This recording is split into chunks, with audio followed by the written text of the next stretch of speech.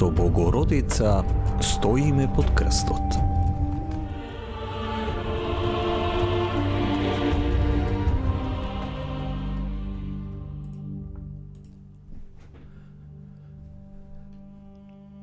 Непоздравен од светот.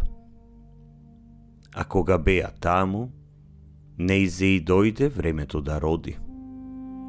Го роди својот син првенец, го пови и го положи в јасли, оти за нив немаше место во гостилница.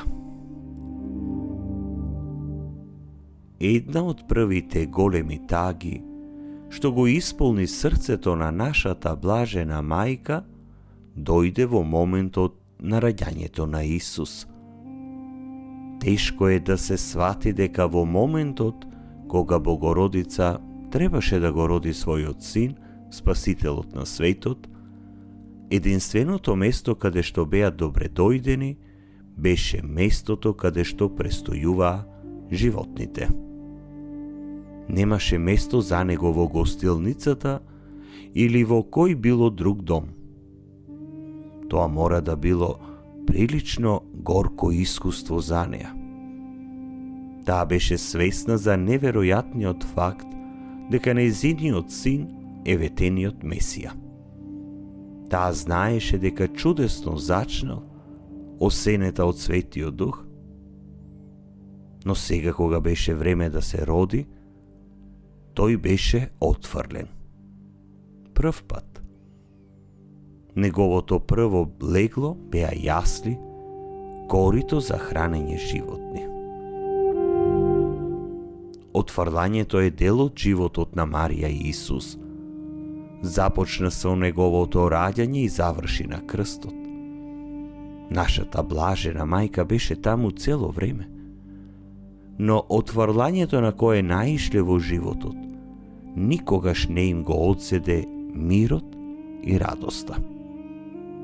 Едно нешто што јасно го засени отфрлањето на светот беше заедничката љубов на оваа мајка и син.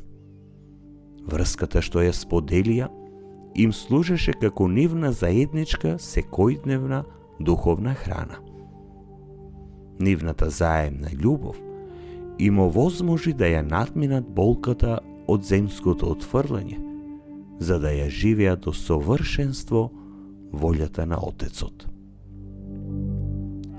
Многу често во животот доживуваме отфрлање, недоразбирање и недостаток од прифаќање на светот.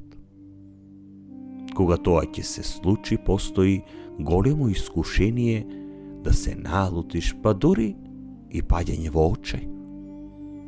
Клучот за постојано отфрлање е да бидеш сигурен во љубовта и целосната преградка на Мајката Божја и нејзиниот син Исус во твојот живот. Тие секогаш се тука, со широко отворени раце. Тие никогаш нема да те напуштат и никогаш нема да те отфрлат.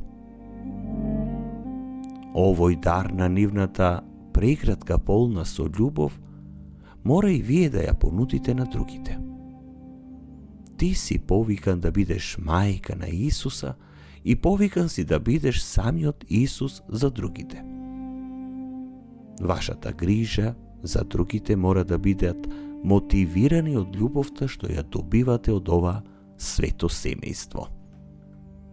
Денес размислувајте за две работи. Прво, знајте дека секогаш сте добре дојдени кај Богородица и кај нејзиниот син Исус. Секогаш припаѓате на ова семејство. Размислете исто така за вашата должност да им ја пренесете семејната љубов на другите. Ова посебно е важно за оние кои се во потреба и оние кои Бог ги доверил на твојата грижа. Не двоумете се.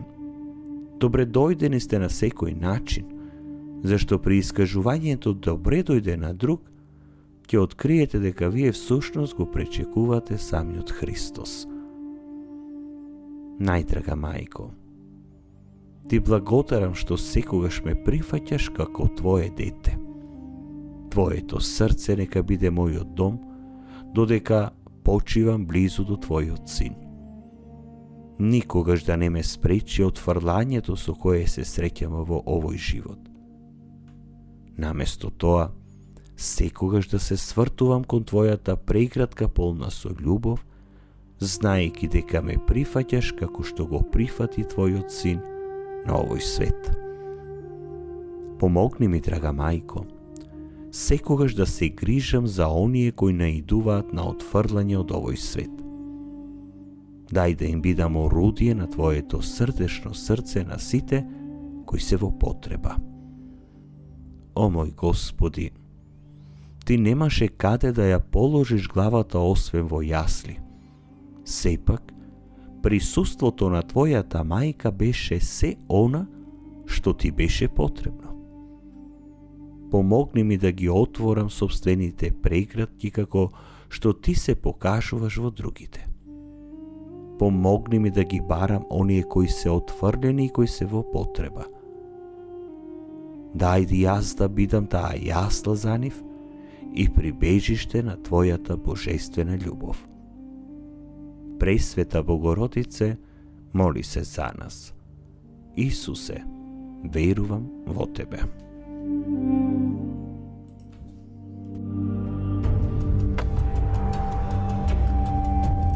Со Богородица стоиме под крстот.